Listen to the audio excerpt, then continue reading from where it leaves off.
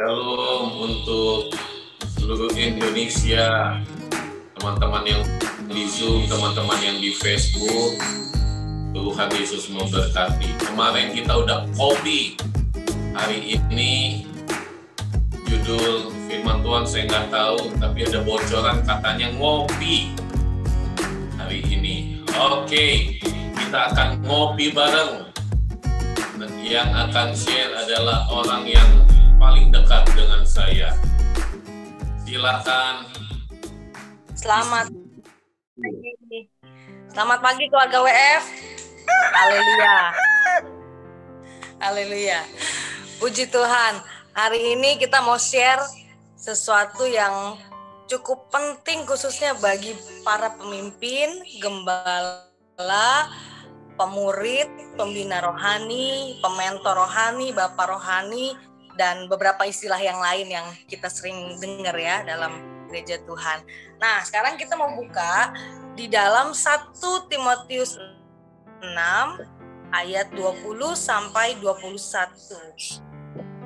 Hindarilah omongan yang kosong. Yang kedua, hindarilah hal-hal yang tidak suci.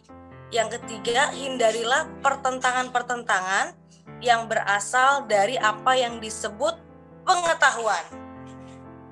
Nah, kalau saya boleh jabarkan, sesuatu yang kosong itu banyak. Sesuatu yang tidak suci juga banyak. Sesuatu yang berasal dari pertentangan, pengetahuan juga itu sangat banyak. Seringkali terjadi di dalam obrolan atau pembicaraan di dalam anak-anak Tuhan, gereja Tuhan, organisasi yang notabene percaya kepada Kristus, tapi obrolan seperti ini ternyata banyak. Obrolan bisa menjadi obrolan offline, ketemu, atau obrolan secara online. Di WhatsApp, di grup tertentu, di dalam grup yang di dalamnya ada grup lagi, dan lain sebagainya. Itu kisah-kisah dan cerita-cerita yang sudah banyak terjadi ya di dalam gereja Tuhan. Ayat setelah ini penting khususnya bagi kita para pemimpin, ayat 21. Karena ada beberapa orang yang mengajarkannya. Artinya kalau ada beberapa orang yang mengajarkannya, pasti orang tersebut punya pengaruh. Pasti orang tersebut punya pengikut, tanda kutip ya. Orang tersebut mungkin disebut pemimpin, orang tersebut mungkin disebut pemurid, orang tersebut mungkin disebut pembina rohani, orang tersebut mungkin disebut pemimpin komsel dan lain sebagainya. Karena tertulis ada yang mengajarkannya. Mengajarkan apa? Mengajarkan hal-hal yang kosong. Apa maksudnya hal-hal yang kosong? Banyak sekali ya. Hal-hal yang kosong itu bicara kebenaran sendiri, itu kosong. Berapa banyak sebagai pemimpin kita pun pernah terjebak dalam mengajarkan hal-hal yang kosong, yaitu hal-hal kebenaran sendiri yang kita bangun. Itu penting sekali. Itu penting sekali, kita mesti bertobat secara berjamaah begitu ya. Hal-hal yang kita bangun tapi itu kosong. Nggak ada arti. Nggak ada nggak ada makna kerajaan Allah, nggak ada, karena yang ada adalah kerajaan diri sendiri. Karena ayat setelahnya ditegaskan, karena ada beberapa orang loh yang mengajarkannya. Wah, ini mengerikan sekali, mengerikan. Biarlah firman Tuhan ini menyembuhkan kita plus mengobati kita. Kalau kita masih ada yang berjuang di area ini, oleh anugerah Tuhan kita berkemenangan begitu ya. Oleh kebenaran yang Tuhan bagikan hari ini, kita mengalami hupernikau kebenaran. Karena penting sekali kalau kita sebagai gembala, sebagai pemimpin, sebagai pemurid, kalau kita mengajarkan hal-hal yang kosong, itu dampaknya seperti apa? Di ayat yang ke-21 setelah itu ditulis, karena ada beberapa orang yang mengajarkannya. Hal yang kosong, hal yang tidak suci, hal-hal yang pertentangan disebut pengetahuan. Kemudian apa hasilnya? Dan dengan demikian telah menyimpang dari iman. Waduh, ini dampaknya penyimpangan iman ternyata. Jadi marilah kita sebagai pemimpin, kita mengkaji, kita mengevaluasi diri kita masing-masing. Ingat, kita bebas dari sibuk menguji orang lain, menyelidiki orang lain. Karena ada lagunya kan berkata, selidiki aku, lihat hatiku, apakah ku sungguh mengasihimu Yesus. Gak ada lagu yang berkata selidiki dia, lihat hatinya, gak ada. Jadi memang Tuhan minta kita selidiki kita dulu.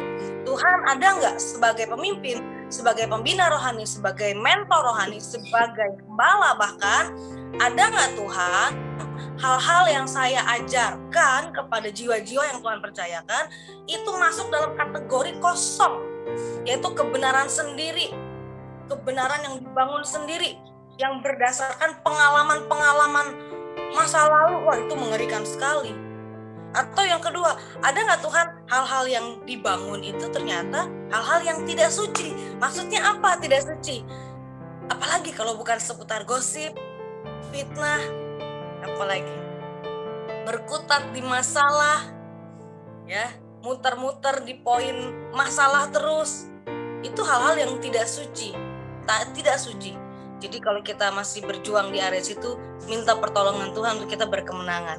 Karena kita pemimpin, kita memberi pengaruh kepada orang lain, karena ini penting sekali.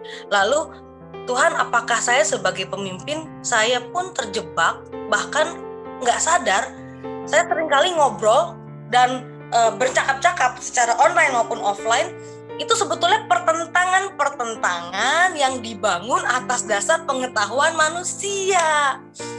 Waduh, kalau kita boleh menjelajah sedikit ya, di dunia sosmed, baik Instagram, komen-komen, Facebook, ya, komen-komen dan lain sebagainya, bukan sesuatu hal yang dapat ditutupi dan dirahasiakan bahwa gereja Tuhan, tubuh Kristus, organisasi, dan banyak hal yang berbau rohani seringkali bertengkar. Di mana? Di obrolan online. Wah, itu cukup mengerikan. Cukup mengerikan loh. Anak rohaninya lihat, kakak rohaninya komentar ini, kasih icon yang mencibir, menyeleneh, menyindir. Apa itu? Ya, jadi itu tidak boleh. Karena apa? Kalau kita mengajarkan itu kepada orang-orang yang Tuhan percayakan, dampaknya mengerikan. Ada penyimpangan iman.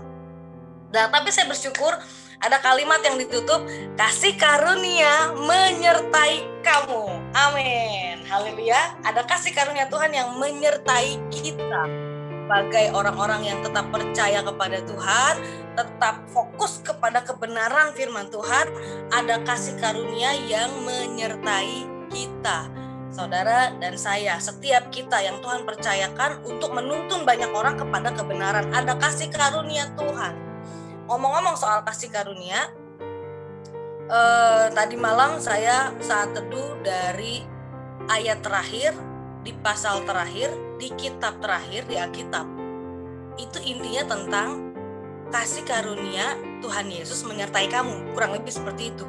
Kemudian saya teringat ketika Yesus naik ke surga di amanat agung, ya, di ayat yang terakhir itu pun ditulis kasih karunia Tuhan menyertai kamu sampai akhir zaman.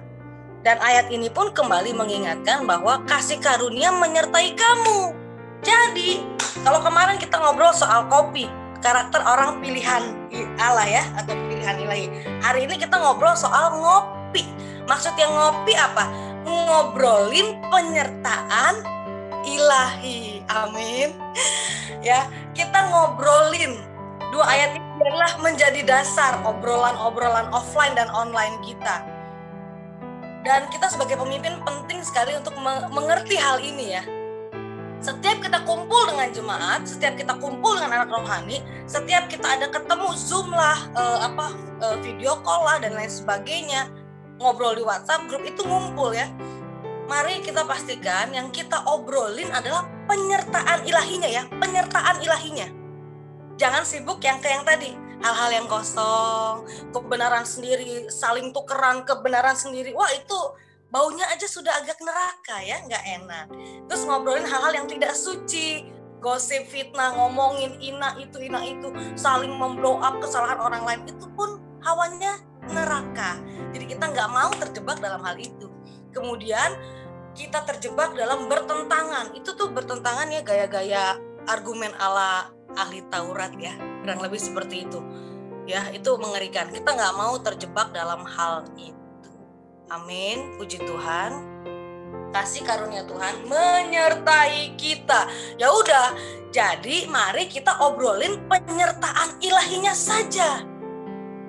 Orang kalau sibuk ngobrolin masalah sampai konseling 1, 2, 3 jam, mungkin intinya mah itu aja. Cuman diputer lagi, diulang lagi, intinya itu aja. Saya sudah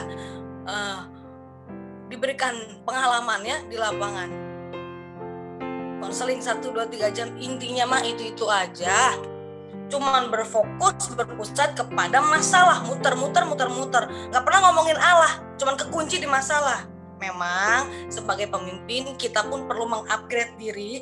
Bagaimana kita mengarahkan pembicaraan itu bukan hal yang mudah loh. Perlu latihan, perlu pertolongan Tuhan begitu. Saya pernah punya satu pengalaman, karena Tuhan percayakan pelayanan wanita, dan memang Tuhan berikan hati ya. Teman-teman pasti lebih tahu ya, kalau pria seneng ngobrol, semua seneng ngobrol. Pria tuh seneng ngobrol loh. Jangan pikir pria nggak seneng ngobrol. Wanita mungkin bagi saya lebih seneng ngobrol, mungkin ya. Itu lebih seneng ngobrol. Entah itu judulnya konseling atau sharing, ini seringkali terjadi di dalam satu persekutuan. Apakah itu judulnya ibadah anak muda, ibadah tengah minggu, ibadah awal minggu, ibadah akhir minggu, ibadah seperempat minggu, terserah deh. Itu judulnya pemuritan, judulnya pembinaan rohani, judulnya komsel, judulnya kelompok bertumbuh bersama, dan lain sebagainya. Ketika disuruh sharing, ini saya sering kali temukan di lapangan. Yang di-sharingkan keluhan, masalah, dan kejelekan orang lain. Ini ngeri sekali loh. Wow. Saya pernah satu pengalaman, ada satu orang ya, dalam sebuah kelompok, katakanlah pertumbuhan rohani boleh, komsel boleh, pemuritan boleh, dan lain sebagainya boleh lah. Ketika orang ini disuruh sharing firman Tuhan yang kita bahas sama-sama, itu dia kebelok, dia ngomongin masalah dia, yang tadi saya bilang intinya itu aja, sampai 1 jam lamanya, dan kita semua yang ada di ruangan itu hanya menonton, mendengar dengan bingung juga nih gimana stopnya, gimana ngekatnya. Dalam hati saya, kalau dia tarik napas dikit, saya bisa masuk nih misalnya. Nah sekarang saya bisa arahkan, masalahnya dia nggak tarik napas, dia cerita terus, dia cerita. Tapi nggak apa-apa, itu pengalaman yang saya alami, dan itu banyak evaluasi. Oh begini ya Tuhan caranya, begini cara mengendalikannya, cara mengaturnya di lapangan pelayanan. Itu tidak terlalu mudah, tapi bersama Tuhan kita pasti bisa. Amin. Ngobrolin penyertaan ilahi. So, boleh nggak kasih contoh? Ngobrolin penyertaan ilahi itu kayak gimana? Oh boleh banget, justru itulah pagi ini kita sharing, karena ini penting. Mari kita ingat beberapa pahlawan-pahlawan iman.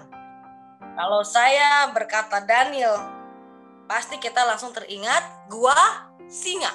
Ingat, gua singa itu isinya bukan boneka-boneka singa ya, dan juga bukan anak-anak singa, tapi singa beneran, yang sangat lapar, yang kalau kaki Daniel masuk di ujung aja, ujung jempolnya udah masuk, itu bisa dicaplok. Kenapa? Karena sangat lapar.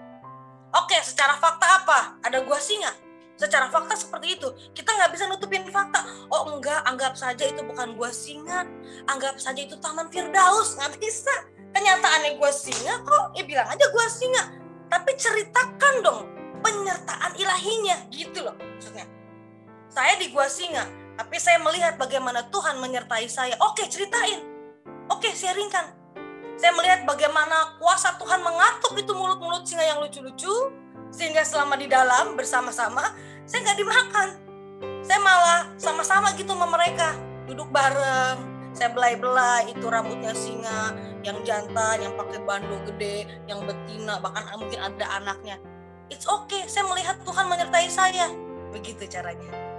Yang kedua, kalau nama ini ya, saya sebut pasti kita udah langsung hafal faktanya ya, lokasinya dan prosesnya begitu. Sadrak, Mesak, Abednego, pasti udah tahu apa? Dapur api. Kita nggak bisa menutupi fakta. Anggap saja itu bukan dapur api, itu api kemuliaan Allah. Kenyataannya dapur api dan dipanaskan berkali-kali lipat. Karena kesel banget raja nih sama 3 pemuda ini. Orang disuruh nyembah nggak mau. Dikasih kesempatan kedua loh. Mana ada raja begitu? Oke, Sadrak, Mesak, Abednego, bro and bro. Sebagai raja aku kasih ya kesempatan kedua untuk kalian menyembah nih dewa yang sudah terpampang nyata di depan kalian. Oke, dikasih ya kesempatan kedua. Mana ada pemimpin kayak begitu? Itu diujian buat Sadrak, Mesak, Abednego. Tapi ketika ujian itu diberikan lagi, tetap aja mereka tidak mau menyembah. Karena mereka bilang nggak bisa, kita menyembah Allah yang hidup. Oke, kalau begitu kalian akan masuk ke dapur api. It's okay, nggak ada masalah. Faktanya dapur api. Tapi penyertaan ilahinya itu yang diceritakan, itu yang diumumkan. Allah yang kami sembah itu sanggup tolongin kami. Tapi kalaupun gak nolongin kami, ya gak apa-apa. Kami gak bakal nyembah dewa yang raja buat. Gak banget raja, kira-kira gitu. Dan ketika mereka ada di dapur api, kok melihat, kayaknya tadi kita masukin 3 orang ya. Tapi kok waktu mereka berjalan-jalan, kok kayak ada 4 orang ya? Ceritakan penyertaan ilahi. Amin. Jadi di dalam kelompok pemuritan, di dalam kelompok pembinaan rohani, dalam membangun gereja lokal yang Tuhan percayakan, dalam obrolan dan omongan offline maupun online, pastikan sebagai pemimpin kita betul-betul mempunyai hati seperti yang ayat ini ingatkan. Kita nggak mau terjebak membangun obrolan yang kosong, tidak suci, hanya bertentangan, adu kebenaran sendiri, nggak mau, nggak ada waktu, nggak sempat ada durasi seperti itu. Kenapa? Karena itu bisa nembus kepada apa? Penyimpangan iman. Ngerti? Wah itu tuh ngeri sekali. Kalau iman sudah menyimpang, itu ngeri sekali. Ingat beberapa waktu yang lalu kan kita udah pernah ngobrol. Nanti Yesus datang lagi ke dunia, yang dicari kan bukan imun. Kita udah pernah ngobrol kan? Yang dicari adalah iman. Kalau sebagai pemimpin yang kita ajarkan seputar yang tadi di atas itu kita bahas, dan ujungnya nembak kepada penyimpangan iman, betapa kita bertanggung jawab bukan kepada Tuhan. Seperti itu. Amin. Lalu siapa lagi? Daniel sudah, Sadrak, Mesak, Abednego sudah, Ayub. Teman-teman bro and sis di sini, kita mungkin pernah ngalamin sedikit gatal-gatal ya, gatal di tangan, gatal di kaki, gatal di bagian-bagian badan kita yang dikasih obat pun kayaknya belum terlalu sembuh. Kalau kita boleh bayangkan Ayub ya, Ayub itu luar biasa gatal-gatalnya sekujur tubuh sampai dia menggaruknya bukan pakai jari, bukan pakai sisir, tapi pakai pecahan beling. Digaruk, saking gatalnya luar biasa itu kondisinya. Pagi masih orang kaya, menjelang siang dan sore udah langsung melarat dan miskin. Kenyataannya seperti itu, faktanya seperti itu. Mari kita ngobrolin penyertaan ilahi. Ada kekuatan yang Tuhan kasih di hati Ayub. Engkau yang memberi, engkau yang mengambil, terpujilah nama Tuhan. Gak ada masalah. Apapun bisa berubah, apapun bisa berganti, tapi aku punya Tuhan yang luar biasa. Itu penyertaan ilahi, itu yang diomongin. Amin. Haleluya. Ingat ada 2 obrolan zaman now, obrolan offline dan obrolan online. Ya, ingat kita bangun obrolan-obrolan di mana isinya adalah ngobrolin penyertaan ilahi. 2 tokoh yang terakhir yang saya mau share.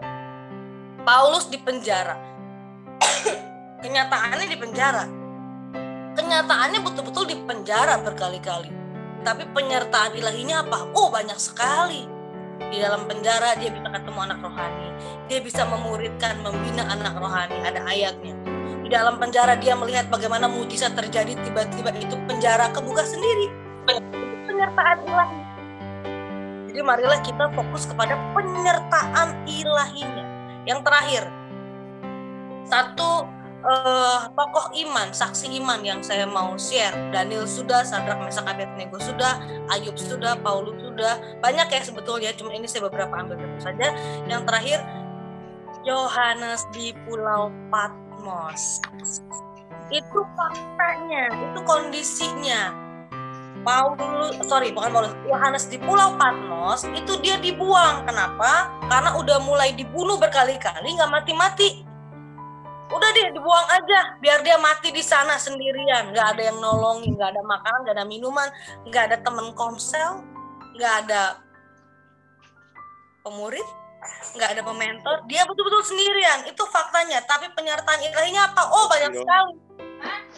Kitab Wahyu kita bisa baca sampai saat itu hasil penyertaan ilahi selama di Pulau Patmos yang Paulus alami bersama dengan Tuhan, persekutuan pribadi yang luar biasa. Haleluya. Jadi kalau hari ini ada bro dan sis yang mengalami Pulau Patmos dalam bentuk apapun, saya mau berkata selamat. Kok selamat? Iya, karena itu adalah momen-momen yang luar biasa di mana kita akan mengalami penyertaan ilahi yang besar. Begitu. Oh iya, ini saya ingat gini. Supaya kita tidak terjebak dalam omongan yang kosong, omongan yang tidak suci, omongan yang berasal disebut pertentangan-pertentangan pengetahuan dan lain sebagainya, khususnya yang tidak suci dan kosong ya, seputar masalah, gosip, fitnah, keluh kesah, keakuan dan lain sebagainya, memang kita perlu belajar nih. Saya pun banyak belajar, banyak evaluasi juga, belajar lagi, evaluasi, belajar lagi. Kalau kita sedang ketemu anak rohani atau jemaat ya, kalau kita terjebak hanya ngomongin masalah, satu, durasi habis dan isi obrolan hanya itu-itu saja, nggak ada kebenaran Allah yang dinyatakan, dan itu sangat kosong, sangat kosong. Saya pernah bertemu dengan satu calon pasangan anak muda yang mau menikah dalam bimbingan pranikah. Intinya kalau berantem, si pria punya kebenaran sendiri, si wanita punya kebenaran sendiri. Suatu kali pas kami konseling BPN, saya mencoba sebuah cara yang baru, yaitu saya siapkan 2 kertas, saya siapkan 2 bolpen. Saya lagi coba tuh ya cara itu. Lalu saya berikan arahan, silakan tulis masalah terbesar yang sedang dialami sekarang. Oke, dituliskan, intinya aja ditulis. Set. Dari masalah yang terjadi sekarang, Tuhan mau kamu bersikap apa?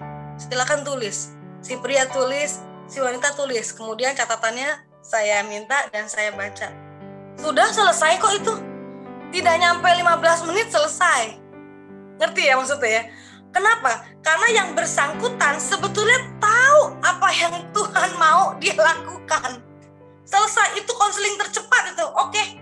Berarti yang pria udah ngerti, yang wanita sudah mengerti. Berdoa saja, minta kekuatan Tuhan untuk melakukan apa yang menjadi kehendak Tuhan. Wah, ini penting sekali. Waktu saya mencoba cara itu, saya juga takjub sendiri ya. Oh, ternyata konseling bisa cepat ya. Tidak perlu berjam-jam. Kenapa? Karena intinya kebenaran Allah apa? Kalau kamu percaya kebenaran Allah, ayo berjalan dengan ketaatan. Jangan terjebak di sebaliknya. Kita kekunci dalam hal, kalau saya punya istilah ya, ini hanya istilah, perasaannya dieneng-eneng begitu ya. Ini istilah saja, istilah. Jadi perasaannya dieneng-eneng. Ketika masalah disajikan, dibeberkan, kita sebagai pemimpin rohani seringkali terjebak hanya mengeneng-enengkan perasaan. Iya, saya mengerti apa yang kamu rasakan. Kamu pasti susah ya, kamu pasti sakit hati ya, banyak dan lain sebagainya. Itu amat sangat salah. Makanya dikunci, kita yuk ngobrolin penyertaan ilahi, titik. Di luar itu jangan ngobrolin yang kosong, yang gak suci, pertentangan yang disebut, ya saya tahu ini, saya tahu itu, saya tahu pengetahuan ini, no. Ngobrolin penyertaan ilahi. ilahi. Supaya apa? Iman menjadi teruji, iman menjadi sejati. Obrolinnya penyertaan ilahi aja karena dampaknya jelas kepada iman. Haleluya.